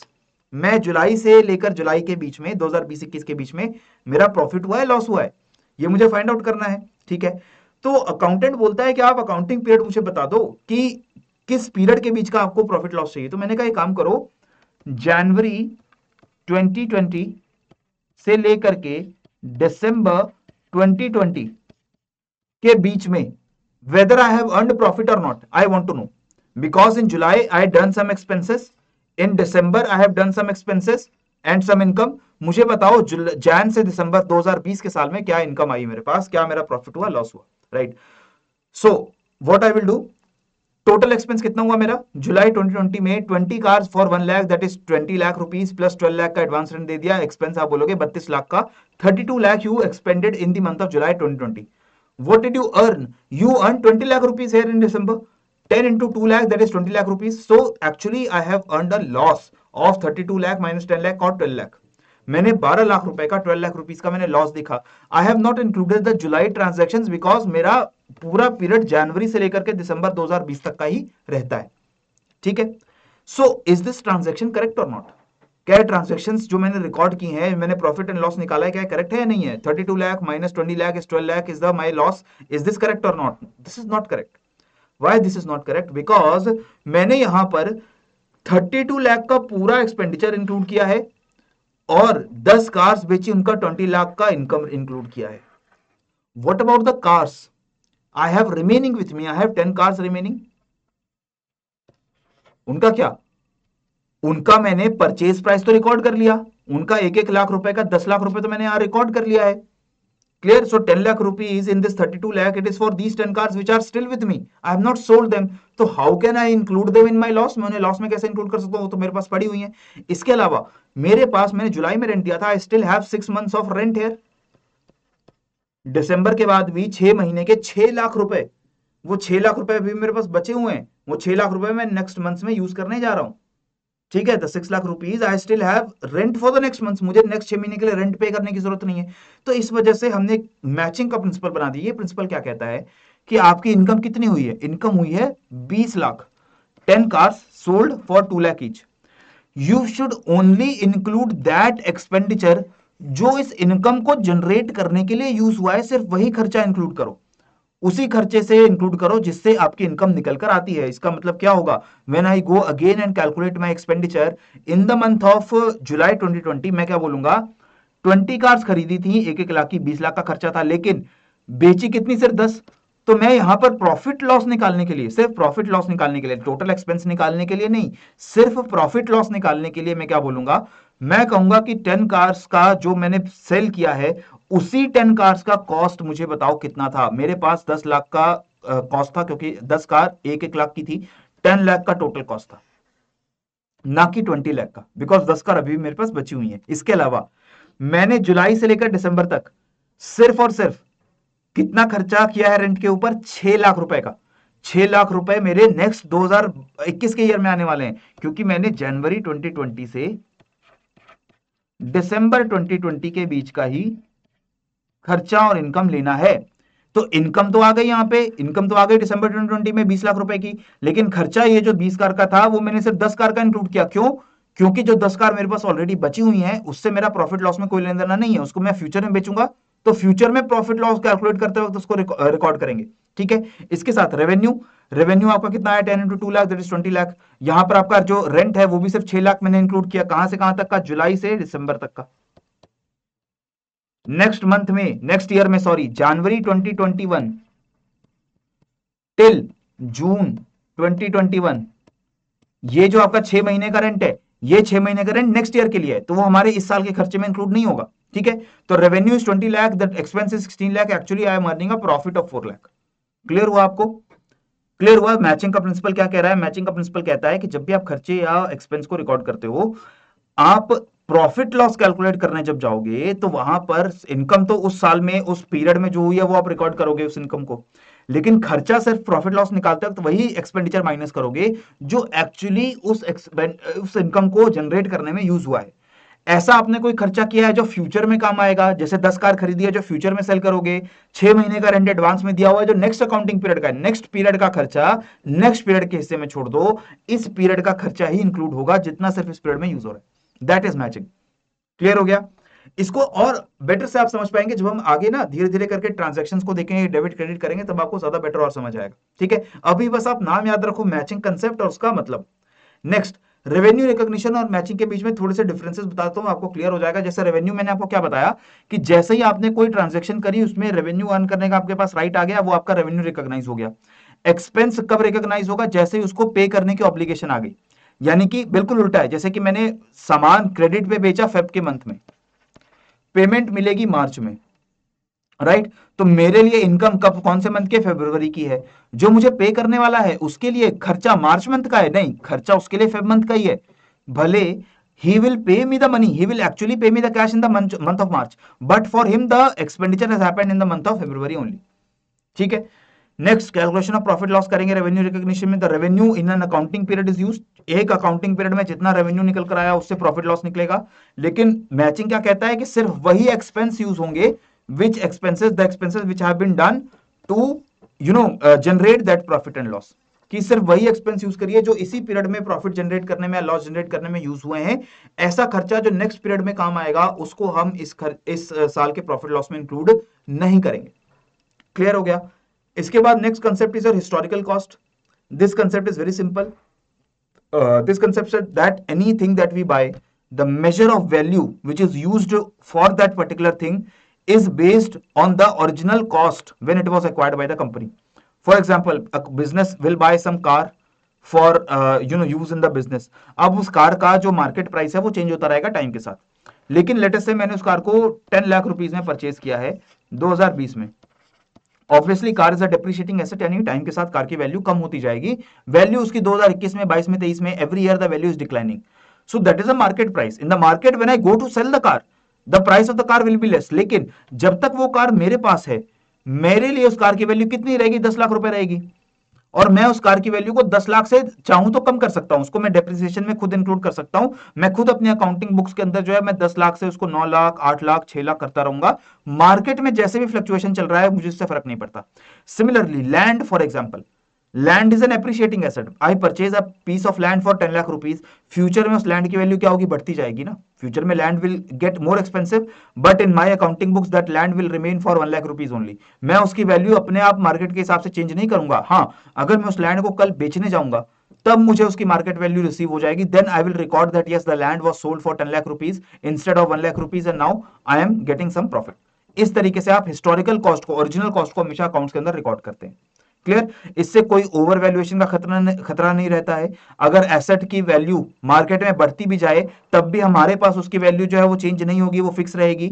हमारे कैपिटल एक्सपेंडिचर को कैलकुलेट करने में इसमें आसानी होती है। बिजनेसेस को एक्चुअल प्राइसिंग आइडेंटिफाई करने में इसमें आसानी होती है। ठीक है, इसके बाद ये चारों कॉन्सेप्ट जो है, फुल डिस्क्लोजर, सारी रेलेवेंट इंफॉर्मेशन आपको देनी है, रेवेन्यू रिकॉग्निशन, जैसे ही आपके पास लीगल राइट आ जाता है इनकम करने का या एक्सपेंडिचर करने का, आपके पास उसी डेट को वो ट्रांजैक्शन आपको रिकॉर्ड करनी होती है। मैचिंग का मतलब है कि इनकम और एक्सपेंस एक अकाउंटिंग पीरियड के एक साथ ही यूज करने चाहिए, वही खर्चे यूज करने चाहिए प्रॉफिट लॉस कैलकुलेशन में जिससे एक्चुअल इनकम डिराइव की गई है। इसके साथ हिस्टोरिकल कॉस्ट यानी value of assets is recorded at the original purchase price, not the current market price. Okay, next, answer this particular question. Which of the following statement is not true with regards to the revenue recognition concept in accounts? Accounts में revenue recognition के concept में कौन सी statement यहाँ पर correct नहीं है? Revenue is the gross inflow of cash arising from the sale of goods and service. Revenue is assumed to be realized when a legal right to receive it arises. Credit sales are treated as revenue when money is received from the buyer and not on the day the sales are made. And all the statements given above are correct. Now you have to identify the not true statement. गलत statement क्या है यहां पे? Statement 1, revenue gross inflow of cash goods and service के sale से, whatever goods and cash, goods और service you are selling, whatever cash you are earning, that is a part of revenue. This is absolutely right. Right मतलब right statement है, इसका मतलब answer नहीं। ठीक है, revenue is assume to be realised when a legal right to receive it arises. Yes, legal right जैसे ही आता है आपका वो रेवेन्यू रियलाइज हो जाता है। ये भी स्टेटमेंट करेक्ट है, इसलिए आंसर नहीं है। Credit sales are treated as revenue when money is received from the buyer and not on the day the sales are made. The day the sales are made, this is the day when the legal right arises. जैसे ही cell कर दी, legal right मिल गया, legal right मिल गया मतलब revenue realise हो जाना चाहिए था। इस वजह से जैसे ही credit sales are treated, they are treated as revenue not when the money is received, but they are treated as revenue when the transaction has happened. Actually, the day the sales are made, on that day the sales they will be recognized as revenue. When money is received finally, उसको हम अलग से record करेंगे, लेकिन हमारी actual income जो है वो उसी टाइम मानी जाएगी जब हमने एक्चुअल सेल्स किया था। तो करेक्ट आंसर बनेगा option number C, this is the incorrect statement. Okay, next, अब ये क्वेश्चन देखो, ध्यान से इस क्वेश्चन को पढ़िएगा। ऐसे क्वेश्चन आते हैं एग्जाम में, और ये क्वेश्चन आपको 1 नंबर का या आधे नंबर का क्वेश्चन जरूर, 1 नंबर का भी आ सकता है, आधे नंबर का तो पक्का आएगा। Mohan purchased goods for 15 lakh and sold 4/5 of the goods for rupees 18 lakh and met expenses amounting rupees 2,50,000 during the year 2015. He counted net profit as rupees 3,50,000, which of the accounting concepts was followed by him. Okay, now what we know that expenditure made by Mohan ji ने expenditure कितना किया है दोस्तों? 15 लाख का expenditure है, plus net expenses of 2,50,000 are more there. ठीक है, 2015 में टोटल एक्सपेंस कितना हुआ? 15 lakh plus 2.5 lakh, that is 17.5 lakh. You will say okay, 2015 में कितना खर्चा किया जी? 17.5 लाख का। इनकम कितनी की है? He has sold some amount of good for rupees 18 lakh. Income कितनी हुई? 18 लाख की। नाउ अ लेमैन पर्सन, एक आम इंसान जिसने अकाउंट्स नहीं पढ़ा, जिसने ये क्लास अटेंड नहीं की, वो क्या बोलेगा कि प्रॉफिट हुआ है सर। प्रॉफिट कितने का? 0.5 लाख का। क्यों? क्योंकि 17.5 लाख का खर्चा किया, 15 प्लस 2.5 लाख, यहां पर 18 लाख की इनकम हो गई है, देयरफॉर कितना प्रॉफिट हुआ? 0.5 लाख का। सर बहुत आसान सवाल, लेकिन here it is saying the he counted net profit of 350। आधे लाख की जगह, 50,000 की जगह वो 3,50,000 रिकॉर्ड कर रहा है। How is it possible? So that means either he is committing some mistake, but he is not committing some mistake. He has followed a very simple accounting procedure. वो क्या है? Which accounting concept was followed by him? क्या follow किया उसने? उसने क्या follow किया? देखिए, 15 lakh was the expenditure done by him. Okay, but he has not sold all the goods. He has only sold 4/5 of the goods. 4/5 of the goods sell करने का मतलब है कि उसने 15 लाख में से सिर्फ 12 लाख का सामान सेल किया है, क्योंकि यहां पर 15 लाख है। 15 lakh into 4/5 will come out to be 12 lakh. 12 lakh is the cost price of the goods sold, right. तो मैंने यहां पर जो 15 लाख लिया है, ये कितना आना चाहिए? 12 लाख आना चाहिए। 12 लाख आएगा, तो 12 लाख प्लस ये तो पूरा खर्चा था पूरे साल का ही, इसी साल का खर्चा था 2,50,000, तो ये तो पूरा पूरा आएगा। It is coming out to be 14.5 lakhs and the income is 18 lakh, therefore the profit is coming out to be 3.5 lakhs। अब बात बन रही है, अब बैलेंस हो रहा है ये। तो हमने सिर्फ 12 लाख क्यों यूज किया, 15 लाख क्यों नहीं यूज किया? 12 लाख इसलिए यूज किया क्योंकि 12 लाख के ही सामान को बेच करके 18 लाख कमाए।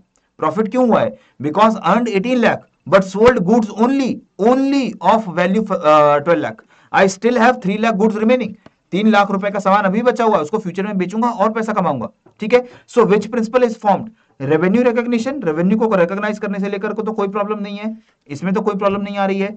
एक्रूअल का भी नहीं है कंसेप्ट, एक्रूअल मैं आपको बाद में बताऊंगा क्या होता है। कॉस्ट का भी कंसेप्ट नहीं, कॉस्ट का मतलब है कि ओरिजिनल कॉस्ट के ऊपर हम हर चीज को रिकॉर्ड करते हैं, उसकी बात भी नहीं हो रही है। मैचिंग का कंसेप्ट है ये, बिकॉज मैचिंग में मैंने बोला है कि प्रॉफिट या लॉस जब भी निकालेंगे हम हमेशा वही खर्चा इंक्लूड करेंगे जिस खर्चे से एक्चुअल इनकम जनरेट हुई है। सो that is why the correct answer is matching. समझ आ रहा है ना, क्लियर हो रहा है? अगर क्लियर नहीं हो रहा है तो कमेंट सेक्शन अभी जाके मुझे बताओ कि sir this is not something that I have not clearly understood, and we will respond back to you and we will make sure that you understand this, right?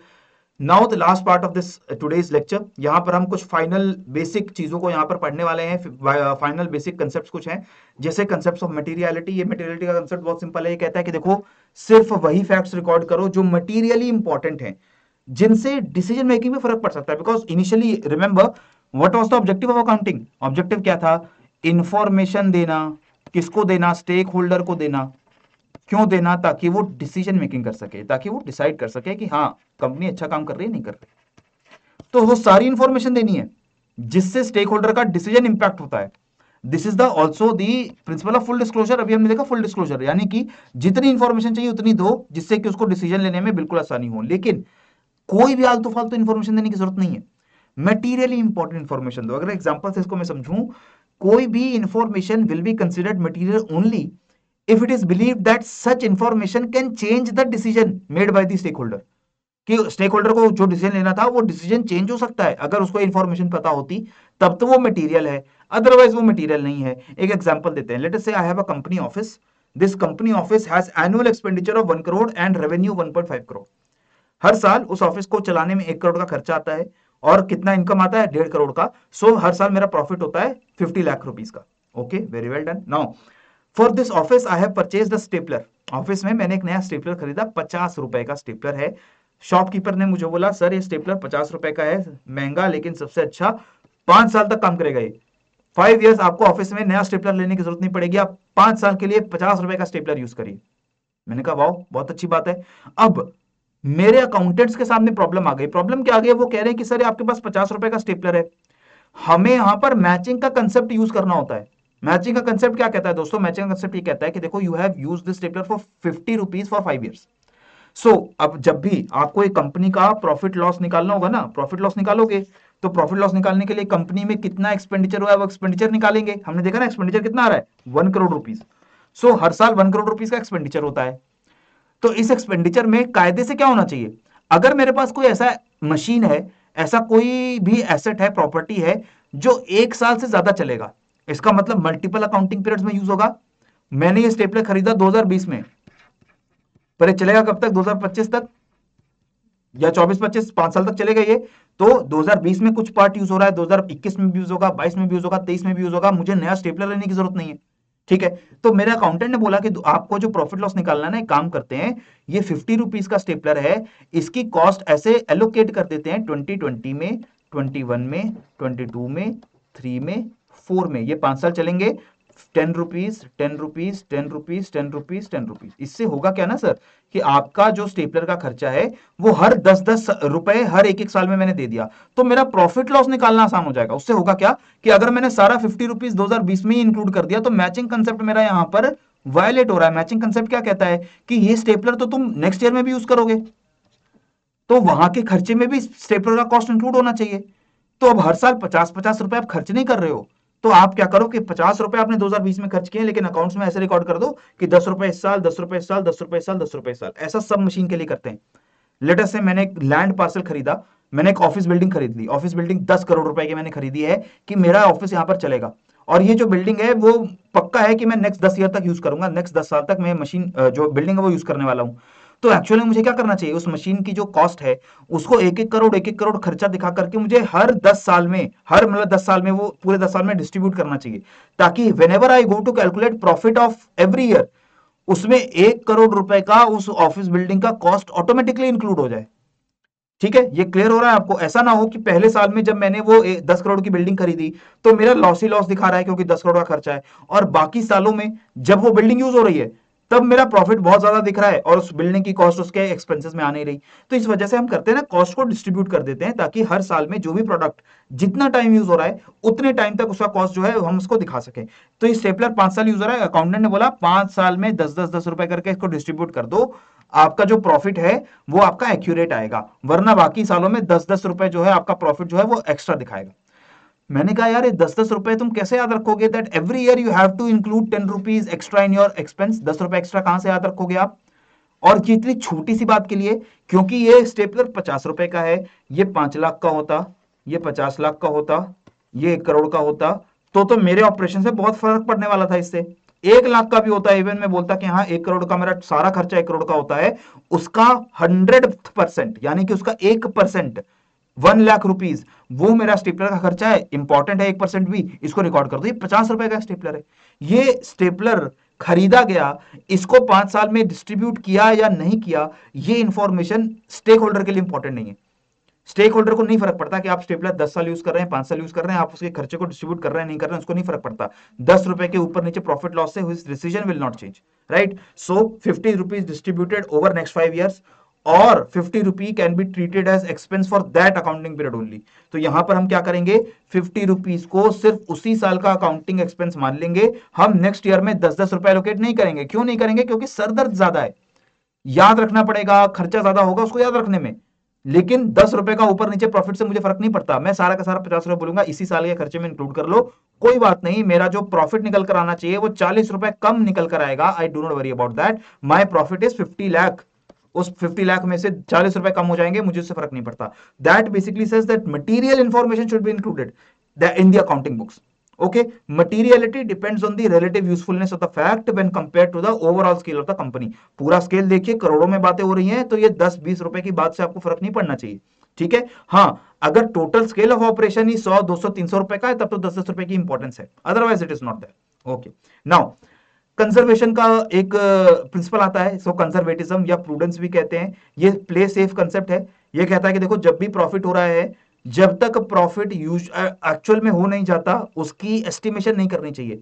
Accounts में ये मत मान लो कि हाँ मुझे एस्टिमेशन है कि मुझे 10 लाख का प्रॉफिट होगा, जब तक इनकम नहीं हो जाती, इनकम नहीं हो जाती, मैं रिसीव की बात नहीं कर रहा हूं, यानी कि सेल करके इनकम लेने का राइट आपके पास जब तक नहीं आ गया, तब तक प्रॉफिट्स रिकॉर्ड नहीं होंगे, ठीक है।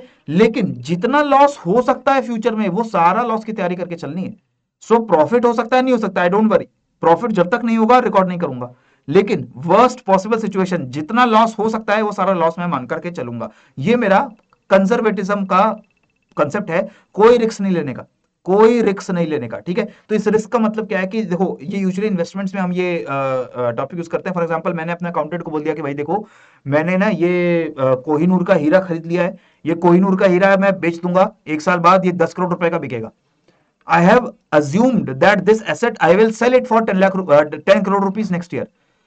अकाउंटेंट बोलेगा भैया देखो जब तक सेल करके पैसा नहीं लाओगे, जब तक सेल नहीं कर दोगे 10 करोड़ का, मुझे दिखाओगे नहीं कि हाँ 10 करोड़ का बिल है देखो मैंने सेल कर दिया, तब तक प्रॉफिट नहीं मानूंगा, तब तक प्रॉफिट नहीं मानूंगा। दूसरा मैंने क्या बोला, मैंने बोला कि यार देखो मैंने ना ये मशीनरी खरीदी है और इसमें रिस्क है कि कल को इस मशीन में अगर आग लग गई तो मेरे 10 लाख का मशीन पूरा पूरा वेस्ट हो जाएगा। अकाउंटेंट बोलता है इसको रिकॉर्ड कर लेता हूं कि एक इंश्योरेंस एक्सपेंस हमें देना चाहिए कि लॉस हमारा 10 लाख का यहां पर हो सकता है। So whenever we talk about investments, basically stock में हमने स्टॉक मार्केट में कोई शेयर खरीदा, अब उसमें कितना गेन आ सकता है वो हम पहले रिकॉर्ड नहीं करेंगे जब तक गेन रियलाइज ना हो जाए, लेकिन लॉस कितना हो सकता है उसके लिए हम तैयार रहेंगे। डेट, हमने लोगों को लोन दिए हुए हैं, उस लोन को ऐसे नहीं मान लेना कि हाँ लोगों को लोन दिया है तो इंटरेस्ट आएगा ही आएगा, लोन एनपीए बन सकता है, तो हम मानकर चलते हैं कि जो लोन दिया है उसको हम लॉस करना पड़ सकता है। 1 लाख का लोन दिया है दोस्त को, हो सकता है वो पैसा वापस ना आए, अगर आएगा जैसे ही इंटरेस्ट मिलेगा तब मैं रिकॉर्ड करूंगा कि हाँ इनकम आ गई, अगर नहीं आएगा, अगर दोस्त प्रॉमिस करता जा रहा है कि हाँ कल दे दूंगा कल दे दूंगा, तो मैं मान के चलता हूं कि ये लॉस हो चुका है, ये लोन नहीं आएगा। ये होता है कंजर्वेटिज्म, सेफ रहकर चलने का प्रोसेस, ठीक है। इसमें no deliberate underestimating of value of assets, ऐसा नहीं है कि मैं ऐसे बोलूं कि अरे यार बहुत केयरफुल रहते हैं, मैंने ये कार 10 लाख में खरीदी है, इसका वैल्यू मैं 5 लाख दिखा देता हूं, कम वैल्यू इसकी दिखा देता हूं क्योंकि इसमें लॉस हो सकता है, ऐसा नहीं। जानबूझ के एसेट की वैल्यू कम नहीं करनी, जानबूझ के एसेट की वैल्यू नहीं बढ़ानी, एक्यूरेट रहना है, फेयर रहना है, ठीक है। Next, consistency. कंसिस्टेंसी का मतलब है कि आप जो रूल्स फॉलो करके अकाउंट्स बना रहे हैं उसी रूल्स को लगातार फॉलो करते रहिए।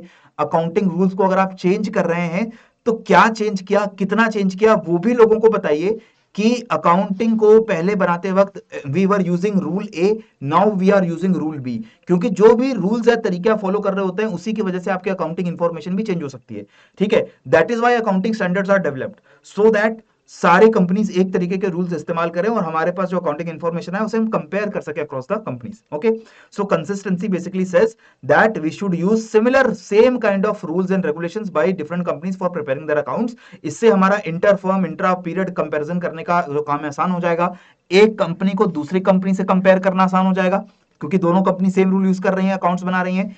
एक ही कंपनी का अलग अलग पीरियड में परफॉर्मेंस कंपेयर करना आसान हो जाएगा, 2020 में रिलायंस ने कैसा किया, 2021 में कैसा किया, 2022 में कैसा किया, ये कैसे पता चलेगा अगर 2020, 21, 22 में सेम रूल्स वो फॉलो करके अपनी अकाउंटिंग इंफॉर्मेशन बनाएंगे।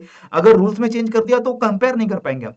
हो सकता है अलग रूल से यहां पर प्रॉफिट ज्यादा आ रहा हो, दूसरे रूल से यहां पर प्रॉफिट कम आ रहा हो, so that is why we only believe in the concept of consistency, ठीक है। इससे ऑडिट करना भी आसान होता है, ऑडिट का मतलब checking the accuracy of accounts, that is also easy क्योंकि हमें पता है क्या रूल्स एंड रेगुलेशंस फॉलो होने चाहिए थे जो नहीं हुए हैं। मैनेजमेंट करना इजी है, ट्रेनिंग कॉस्ट कम हो जाता है क्योंकि आपको बार बार नए रूल्स एंड रेगुलेशंस लोगों को सिखाने नहीं पड़ेंगे।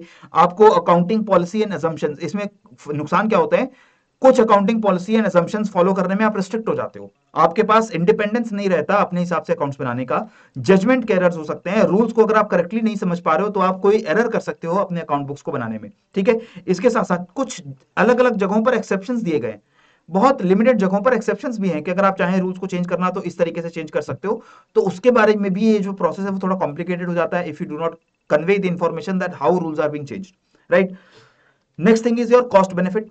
Cost benefit is very simple thing कि ये कह रहा है कि अकाउंट्स बनाने में ज्यादा खर्चा नहीं आना चाहिए एज कंपेयर टू वो अकाउंट जो इस कंपनी का खर्चा बता रहे हैं। मतलब कि मेरी कंपनी में टोटल प्रॉफिट कितना आता है 2 लाख का और अकाउंट्स मेंटेन करने में मुझे 20 लाख का खर्चा आता है, तो ये कह रहा है कि अकाउंटिंग इंफॉर्मेशन से जो कॉस्ट है उस अकाउंटिंग इंफॉर्मेशन को प्रोवाइड करने की, it should not exceed the benefit of the information itself, right. So cost of information it should always be lesser than the benefit of the information, benefit of information ज्यादा होगा और information को record करने में जो खर्चा आएगा वो खर्चा हमारा भले कम हो जाए, क्लियर।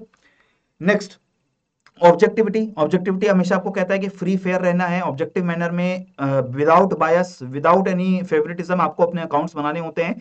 बिल्कुल मैथ्स पे बिलीव करना है, इमोशंस पे बिलीव नहीं करना है, और ये तभी हो सकता है जब आप बिल्कुल प्रूफ्स डॉक्यूमेंट्स के साथ, प्रॉपर पेपर वर्क के साथ रूल्स एंड रेगुलेशंस को फॉलो करते हुए अकाउंटिंग करेंगे, तब आपकी ऑब्जेक्टिविटी मेंटेन रहेगी। इसी वजह से अकाउंटेंट्स की पर्सनल असम्पशन, एनेक्डोटल एविडेंस, कही सुनी बातें, ये सब आप बिलीव नहीं करेंगे। मैं बोल दूं हाँ अकाउंटेंट को जाके बता दूं कि देखो मैंने आज ना 10,000 पेन बेचे हैं मेरी कंपनी में और मैंने 1 लाख रुपए अर्न किए हैं, रिकॉर्ड कर दो अकाउंटिंग बुक में that 1 lakh has been earned by Nishant Ojha और ऐलान कर दो। पर अकाउंट्स के लिए, अकाउंटेंट्स के लिए दिस इज नॉट पॉसिबल। वो बोलेगा क्या, बिल दिखाओ, प्रूफ दिखाओ, right, documentary evidence is needed, right. So that is basically the objectivity concept. Okay, so materiality, सिर्फ मटेरियल इंफॉर्मेशन देनी है। कंजर्वेटिज्म, प्ले सेफ लेकर चलना है। खर्चे, लॉस, वो जितना हो सकता है उसको मानकर चलो। इनकम, प्रॉफिट, वो कम से कम मानकर चलो। कंसिस्टेंसी बोलता है रूल्स एंड रेगुलेशन सिमिलर रखो, चेंज मत करते रहो। कॉस्ट बेनिफिट कहता है कि इंफॉर्मेशन को जनरेट करने का खर्चा उस इंफॉर्मेशन से होने वाले फायदे से ज्यादा नहीं होना चाहिए, कम खर्चे में ज्यादा इंफॉर्मेशन आपको मिलनी चाहिए। ऑब्जेक्टिविटी कि आपको बिल्कुल फ्री फेयर रह करके अपने अकाउंट्स को मेंटेन करना है। Now answer this question for me in the comment section. Question number 1, इसको क्वेश्चन नंबर 1 बोल देते हैं। Going concern concept, consistency concept, cost concept and materiality concept, these are the 4 concepts and these 4 concepts are associated with 1 2 3 4 list। आप मुझे match करके बताएंगे कि क्या करेक्ट आंसर होने जा रहा है इस पर्टिकुलर क्वेश्चन का। नेक्स्ट, एक बात हम डबल एंट्री सिस्टम की भी कर लेते हैं। डबल एंट्री सिस्टम बेसिकली आपके अकाउंट्स के अंदर समझने का बहुत सिंपल तरीका है। Whenever any financial transaction happens, it is happening between 2 different parties, very simple, right. तो आप अपने शॉपकीपर के पास जाते हैं, आप कहते हैं give me a dress and the shopkeeper says that okay 1000 rupees is the amount, आप मुझे 1000 रुपए दे दीजिए, ड्रेस ले चाहिए। 2 things are being impacted here by the shopkeeper as well as the customer.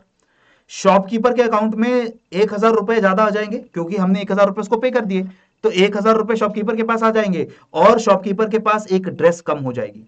Shopkeeper के पास पैसा बढ़ गया, ड्रेस कम हो गई। मेरे पास 1000 रुपए कम हो जाएंगे और ड्रेस मेरी एक इंक्रीज हो जाएगी। So for shopkeeper cash increases by 1000 and dresses decrease by 1। For customer the cash decreases by 1000 and the dress increase by 1, मेरे पास एक एक्स्ट्रा ड्रेस आ गई। इसे बोलते हैं डबल एंट्री, कि जब भी कोई फाइनेंशियल ट्रांजेक्शन होगा हर पार्टी के पास एटलीस्ट दो अकाउंट्स में फर्क पड़ेगा। Every transaction some account is debited other account is credited.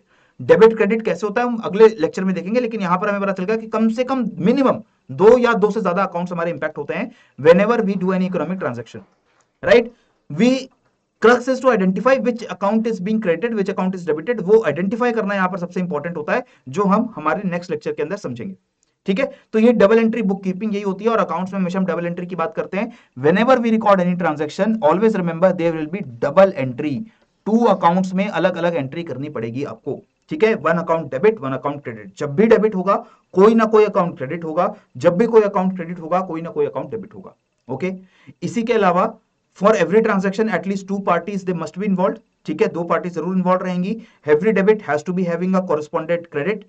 To fold impact हमेशा साइमल्टेनियसली रिकॉर्ड होगा, जैसे ही जिस डेट को एक अकाउंट डेबिट होगा उसी डेट को दूसरा अकाउंट क्रेडिट हो जाएगा। और इसके फायदे बहुत सारे होते हैं, एक्यूरेसी चेक करने में, फ्रॉड्स कंट्रोल करने में, आपके अकाउंट्स मैच कर रहे हैं नहीं कर रहे हैं, सारा हिसाब किताब सही बैठ रहा है नहीं बैठ रहा है, सब फाइंड आउट करने में बहुत काम आता है। ठीक है, कि आपका एक अकाउंट डेबिट हो रहा है एक अकाउंट क्रेडिट हो रहा है, तो आप हमेशा देखते रहते हैं कि सारा टोटल डेबिट और टोटल क्रेडिट वो बराबर हो, इसका मतलब कोई ट्रांजेक्शन मिस नहीं हुई है, कोई अमाउंट में गड़बड़ी नहीं हुई है। ये सारे फायदे होते हैं डबल एंट्री बुक कीपिंग के, और ये नया सिस्टम नहीं है, ये जब से स्टीवर्डशिप अकाउंटिंग बनी है 1494 में, मैंने आपको बताया सम्मा में लूका दे ब्रोग्लियो उन्होंने बोला कि हम डबल एंट्री बुक कीपिंग करेंगे, तब से लेकर के अब तक हम डबल एंट्री बुक कीपिंग को अकाउंट्स के अंदर यूज करते आ रहे हैं, आज भी यूज करते हैं। ठीक है, final there is a last concept that we are going to discuss here, that is the accrual versus cash concept. Accrual और कैश कंसेप्ट में सिंपल क्या डिफरेंस है, जो मैंने आपको बताया था कि जब आप सेल करते हो और जब एक्चुअल पेमेंट होती है, आपकी सेल या आपकी इनकम कब रिकॉग्नाइज की जाएगी, वो रिकॉग्नाइज की जाएगी जिस दिन सेल हुई है, ना कि जिस दिन पेमेंट मिली है, राइट। इसे बोलते हैं एक्रू कंसेप्ट। जिस दिन राइट मिला उसी दिन हमने इनकम रिकॉर्ड कर ली। एक होता है कैश कंसेप्ट, कैश क्या बोलेगा कि नहीं, जिस दिन पेमेंट आई उस दिन मानोगे कि आपको इनकम मिल गई है, उस दिन माना जाएगा कि इनकम मिली है। पर मैं मान के कह रहा हूं कि नहीं यार मैंने सेल कर दिया तो इनकम तो मिलेगी ही मिलेगी मुझे, तो मैं सेलिंग के दिन ही एक्रूअल बेसिस पे उसको रिकॉर्ड कर दूंगा। तो ये डिफरेंस समझ लेते हैं। जैसे एक्रूअल मेथड में क्या कहता है, activity transactions are recorded as and when they happen, जैसे ही ट्रांजैक्शंस होते हैं they are recorded. Cash method कहता है कि only transactions are recorded whenever there is actual transfer of money, money का एक्चुअल ट्रांसफर होगा तभी रिकॉर्ड करेंगे। रेवेन्यू रिकॉग्निशन, इसके मामले में एक्रूअल मेथड में जब भी वो ट्रांजैक्शन जैसे ही होती है रेवेन्यू हम रिकॉग्नाइज कर लेते हैं। यहां पर रेवेन्यू तभी रिकॉग्नाइज करेंगे कैश मेथड में जब एक्चुअल रिसीट ऑफ कैश होगा, कैश हमें एक्चुअली मिलेगा।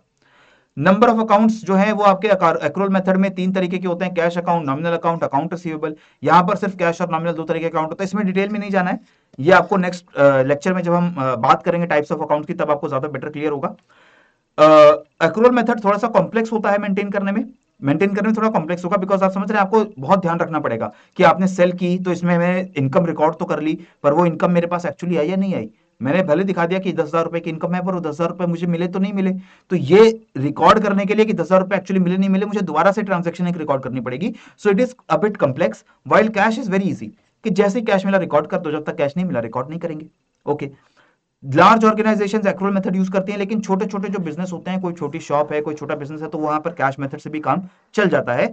और एक्यूरेसी की बात करें तो एक्रूअल मेथड सबसे ज्यादा एक्यूरेट है, ठीक है, and it is more accurate and more fair, while cash basis it is less accurate and it can be misleading also. क्योंकि ऐसा हो सकता है कि आपने पूरे साल में जैन टू दिसंबर आपने 1 लाख रुपए की जो है वो सेल कर ली है। Jan to December you have sold Jan to December you have sold 10 lakh rupees goods, लेकिन पेमेंट नहीं हुई। पेमेंट वो बोल रहे हैं नेक्स्ट ईयर होगी, तो होगा क्या कि जनवरी दिसंबर में आप क्या दिखाओगे, आप दिखाओगे कि 10 लाख रुपए जो इनकम होनी थी वो हुई तो है नहीं, तो कैश बेसिस में प्रॉफिट तो आएगा नहीं, लॉस आएगा, सिर्फ लॉस आएगा, क्योंकि इनकम दिखाई नहीं दी यहाँ पे। ये इनकम नेक्स्ट ईयर में मुझे 10 लाख रुपए मिलेंगे और उस नेक्स्ट ईयर का पैसा भी मिलेगा, तो नेक्स्ट ईयर में मेरा प्रॉफिट ज्यादा दिखाएगा, एक्सेस प्रॉफिट दिखाएगा मुझे, right? So that is why accrual basis is a much more accurate method to record your transactions, right? Accounting standards के अंदर भी accrual method को ही बोला जाता है कि आपको यही मेथड जो है वो फॉलो करना है। So this is the lecture, the conclusion of the first lecture of our 25 lecture series। यहाँ पर हमने अकाउंट्स की बहुत ही बेसिक बातों की बात की है। जितने भी नॉन कॉमर्स स्टूडेंट इस वीडियो को देख रहे हैं, मुझे उम्मीद है कि आपको अकाउंट्स का जुड़ा हुआ जो अभी भी फोबिया है वो पूरा खत्म तो नहीं हुआ होगा, लेकिन थोड़ा आपको पता चल गया होगा कि हम इस सब्जेक्ट के अंदर पढ़ने क्या जा रहे हैं। ये बिल्कुल बेसिक चीजें हैं जिसके ऊपर आपको आधे आधे एक एक नंबर के सवाल आते हैं। In the next video it is going to be very crucial because we are going to talk about the concept of debit and credit, और वो कंसेप्ट समझना हमारे लिए बहुत जरूरी है। उसके बाद हमारा पूरा मॉड्यूल बहुत आसान हो जाएगा समझने के लिए। So keep on reading, keep on studying. जय हिंद एंड जय भारत।